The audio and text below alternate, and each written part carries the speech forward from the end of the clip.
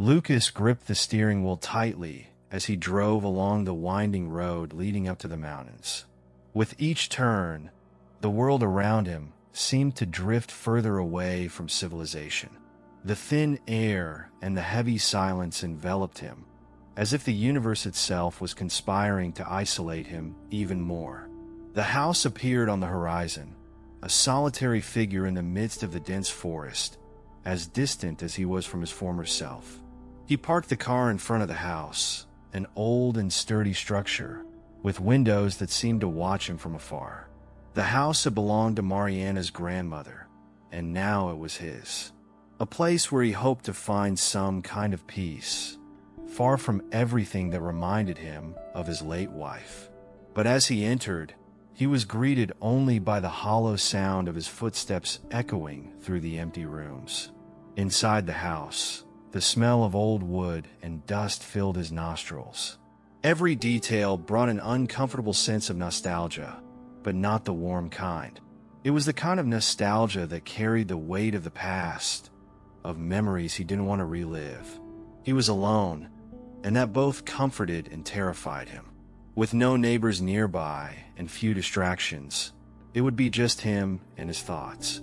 The first night was quiet, except for the occasional creaking of the floorboards and the wind howling through the window cracks. Lucas lay on the living room couch, his body exhausted, but his mind restless. He closed his eyes, but he knew sleep wouldn't come easily. The memories of Mariana still haunted him, every detail of her voice, her laughter, echoing in his mind. The next morning, Lucas woke up feeling even more tired than when he had gone to bed. His sleep had been shallow, constantly interrupted by flashes of memories of Mariana and the incessant creaking of the house. He sighed, taking in the heavy silence that filled every corner. He got up, determined to explore the place better and to get familiar with his new reality. As he walked through the rooms, he noticed something peculiar. There was a faint echo that seemed to follow his footsteps. At first, he thought it was just the sound of his breathing bouncing off the empty walls. But soon he realized the echo had something different. It was almost like a voice, a woman's voice. Lucas stopped in the hallway, holding his breath. The echo ceased. He shook his head, pushing away the idea that it could be anything more than his mind playing tricks on him. After all, grief does strange things to people, and he was too tired to trust his own perceptions. But that night, when the house seemed completely silent, the echo returned. This time clearer, a whispering voice, almost imperceptible, but distinct enough to make his heart race. "Lucas," the voice murmured, soft as the wind. He froze, eyes wide, waiting to hear more. But the house returned to its absolute silence. He tried to ignore it. It couldn't be. It had to be just the weight of his loneliness playing with his mind. Or at least, that's what he wanted to believe. In the following days, Lucas tried to keep his routine as normal as possible. Every morning, he forced himself to get out of bed, make coffee, and explore the area around the house. But the echo, it didn't stop. It was always at night, in the loneliest hours, that he would hear that familiar whisper calling his name. Lucas. Soft, almost tender, but disturbing enough to keep him awake until dawn. One afternoon, while rummaging through some old boxes left in the house's basement, Lucas made a disturbing discovery. As he opened a dust-covered box, he found a series of Mariana's personal belongings. Among them, there was a photo album and some letters, things he believed had been lost in the accident that had taken her from him. How had these items ended up here? He couldn't remember bringing them. With trembling hands, he flipped through the photo album. Each image was a stab to the heart. There they were, happy on trips, at dinners, and moments that now felt so distant. Among the photos, he found a letter from Mariana that he had never read. As he opened it, her words brought a sense of closeness, as if she were still there, by his side. But what frightened him the most was the end of the letter, where Mariana had signed with the words, "Always with you." even when you can't see me." That night, the echo returned, more intense than before. Now, it seemed to move through the house, from room to room, following Lucas's steps. He no longer knew what was real. Was his mind finally giving in to the pain? Or was there something darker lurking in the house? Doubt began to gnaw at his sanity. The darkness seemed thicker that night. The wind outside rattled the house's windows, and Lucas, lying in bed, struggled to stay awake, fearing what would come if he closed his eyes. The echo, once a soft whisper, now sounded like a distant wail, a sound that made him feel a growing presence around him. And then came the scream. Out of nowhere, a sharp, desperate sound pierced the silence of the house, echoing through the corridors and bouncing off the walls. Lucas jumped out of bed, his heart racing, trying to pinpoint the source of the sound. It was no longer a mere whisper or echo. It was a cry of pain, of someone seemingly begging for help. He grabbed a flashlight and, with trembling hands, began to search the house, each step a mixture of fear and dread. With each movement, the scream seemed closer, the sound ricocheting through the hallways, guiding him. He slowly descended the stairs, the air around him growing denser and more oppressive. When he reached the basement, the sound abruptly stopped. Silence returned to the space, but now the silence was suffocating, heavy with an ominous energy. Lucas watched the shadows dance around, the flashlight trembling in his hands. Then he saw them, figures, indistinct shadows moving across the walls.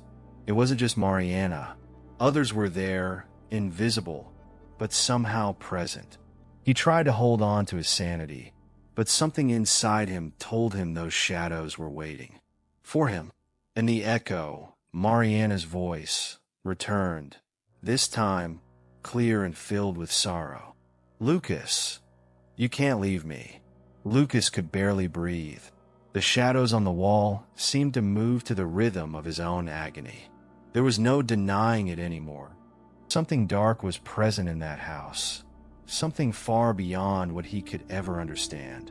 And Mariana, or what was left of her, was trapped at the center of this torment. Determined to uncover what was really happening, he returned to the basement the next day, resolved to find answers. He rummaged through all the boxes, turning over forgotten objects, until he found what appeared to be an old diary. It was Mariana's grandmother's diary. He hadn't known of its existence until now, but there, in his hands, was the key to unraveling the mystery surrounding him. The first pages spoke of a simple life, but as he progressed, the words became darker, the accounts increasingly disturbing. Mariana's grandmother described strange sounds, like voices and echoes, that would appear at night, haunting the house.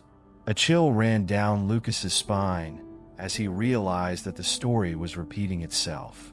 Further in, the grandmother mentioned something even more terrifying: souls trapped within the house, bound by secrets from an ancient family curse.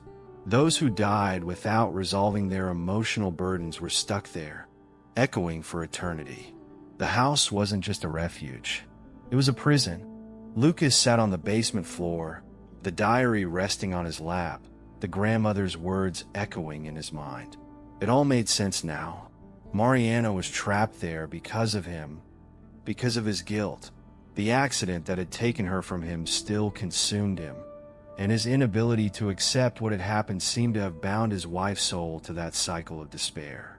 "Lucas," the voice whispered again, clearer than ever. He looked around, tears welling in his eyes. He didn't know what to do, but he knew he couldn't keep running. Somehow, he had to free her. The other voices, the other spirits trapped there, were also connected to this curse, but Mariana was his priority. He couldn't let the woman he loved suffer eternally for a mistake he couldn't forgive in himself. Now, he would face the past. That night, a violent storm hit the house, as if the sky itself was reflecting the turmoil inside Lucas. The winds howled, and the rain battered the windows as he prepared to confront what he had feared from the start. The truth. The echo wasn't just a remnant of his pain. It was a cry for help, and now he understood that Mariana was trapped there because of his regret. The screams echoed through the house again, but this time, there was a greater urgency. The voices multiplied, filling the air with a desperate cacophony. Lucas, with the diary in hand and a heavy heart, descended once more into the basement.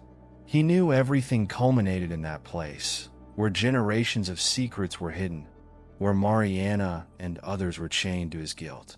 Lucas, Mariana's voice, clearer than ever, called to him from the basement's depths.